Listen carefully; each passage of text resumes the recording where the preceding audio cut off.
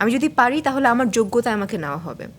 আমি প্রাউডলি বলতে পারবো যে না, এটা আমি অডিশন দিয়ে আমি এই কাজটা পেয়েছি। এই কামব্যাকটি পাওয়ার জন্য নাকি তোমাকে অনেক কাঠখড় পোড়াতে হয়েছিল এবং 3বার অডিশন দিতে হয়েছিল এবং অনেক কিছুই হয়েছিল, শুনি একটু।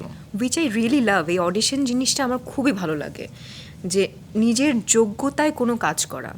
কেউ যেন আঙুল না তুলতে পারে যে ও আচ্ছা তুমি তো এরকম তোমার ডিরেক্টরের সাথে, প্রডিউসারের সাথে কিংবা প্রযোজনা প্রতিষ্ঠানের সাথে সম্পর্ক ভালো, কিংবা ওই হিরোর সাথে সম্পর্ক ভালো দেখে তুমি কাজ পেয়ে গেছো। এইটা কখনোই আমি শুনতে চাইনি। আমার শুরুটা যেরকম শুরু হয়েছিল, নূরজাহান থেকে শুরু করে যদি আমি বলি, আমার কিন্তু অডিশন দিয়েই আমি নায়িকা হয়েছি। রাজ চক্রবর্তীর আমি কাজ করেছি, অডিশন দিয়েই নায়িকা হয়েছি। পোড়ামন টুয়ে কাজ করেছি, অডিশন দিয়েই কিন্তু আমি সিলেক্ট হয়েছি। তো আমাকে যখন রনি ভাই বললেন যে তোমার অডিশন দেওয়া লাগবে, বিশ্বাস করেন ভাইয়া, আমি এত খুশি হয়েছি যে না, আমি আমার যোগ্যতা, আমি যদি না পারি ঠিক আছে, আমাকে রিজেক্ট করা হবে। আমি যদি পারি তাহলে আমার যোগ্যতা আমাকে নেওয়া হবে। আমি প্রাউডলি বলতে পারবো যে না, এটা আমি অডিশন দিয়ে আমি এই কাজটা পেয়েছি। আমি আমার কারো দয়া কিংবা কারো মায়া আমার নিতে হয়নি।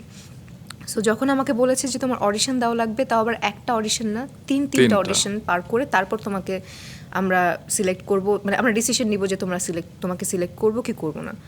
আই ওয়াজ ভেরি হ্যাপি যে না ঠিক আছে, ওকে, আমি রেডি। এবং যখন আমাকে বলা হয় যে তুমি 3টা অডিশনেই পাশ করে গেছো, এবং আমি একা অডিশন দিইনি, আরও অনেকে নাম না বলি,